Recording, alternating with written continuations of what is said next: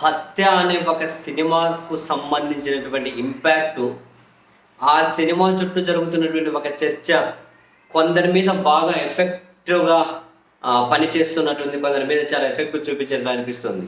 అంటే వరుసగా జరుగుతున్న కొన్ని పరిణామాలు గనక చూస్తూ ఉంటే. ఆ హత్య సినిమా చుట్టూ ఒక పెద్ద చర్చ జరగడం స్టార్ట్ అవ్వగానే 'హత్య' అనే ఒక సినిమా చుట్టూ తెలుగుదేశం పార్టీ టీవీ ఛానళ్ళేమో కొన్ని విచిత్రమైన హెడ్డింగులతోటి వాళ్ళు డిబేట్లు రన్ చేశారు. మరొక వైపు వివేకానంద రెడ్డి గారి కూతురు డాక్టర్ సునీతారెడ్డి గారు ఏమో మళ్ళీ తెలంగాణ హైకోర్టుకి వెళ్ళి సిబిఐని కూడా ప్రతిపాదిగా చేర్చుకుంటూ ఆ మేడం ఏమో పిటిషన్లు వేశారు. మరొక వైపు మరి సినిమాలో ఏ పాత్రను నాకేమీ పెద్ద తెలియదు కానీ సునీల్ యాదవ్ అనే వివేకానంద రెడ్డి గారి హత్య కేసులో ఏటుగా ఉన్నటువంటి వ్యక్తి, ఆ సునీల్ యాదవ్ ఫిర్యాదు మేరకు అంటే తనను వాళ్ళ తల్లిగారిని, సునీల్ యాదవ్ అని వాళ్ళ తల్లిగారిని ఆ సినిమాలో క్రూరంగా చిత్రీకరించారని చెప్పి ఆయన కంప్లైంట్ ఇస్తే పులివెందుల పోలీసులు 5 మంది మీద కేసు ఫైల్ చేశారట.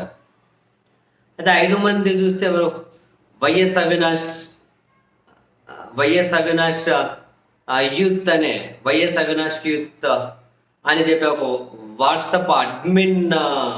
వాట్సాప్ గ్రూప్ యొక్క అడ్మిన్ మీద కేసట. వైఎస్ అవినాష్ అన్న యూత్ ఆ వాట్సాప్ అడ్మిన్ మీద కేసట. YSR Congress Party Kadapa social media admin మీద కేసట. వీళ్ళ పాత్ర ఏంటా అని చెప్పి కనుక్కుంటే వాళ్ళ సినిమాలో కొన్ని సీన్లు వైరల్ చేస్తూ ఉన్నారట. వాళ్ళు వైరల్ చేయడం అనేది సినిమాని ఓటీటీలో ఉంది కదా, నాకు అర్థం కాలేదు. మరి అంటే కేసులు ఇలా కూడా పెడతారా? ఎలాగైనా పెడతారులేండి, అందులో ఆశ్చర్యం ఏముంది, పెట్టాలని కూడా పెట్టేస్తారు అంతే. అంటే వాళ్ళ పాత్ర ఏంది వాళ్ళనంటే హత్య సినిమాలో ఉన్న కొన్ని సీన్లను వైరల్ చేస్తున్నారట. అన్ని డైరెక్ట్గా పేరుగాంచినటువంటి ఓటీటీలోనే ఉంది కదా. నేను కూడా అమెజాన్ ప్రైమ్లోనే చూశాను ఆ సినిమా. మరి వాళ్ళు వైరల్ చేయడం ఏంది? పోనీలేండి, వాళ్ళ మీద కేసట, దర్శకుడి మీద కేసట, నిర్మాత మీద కేసట, రచయిత మీద కేసట.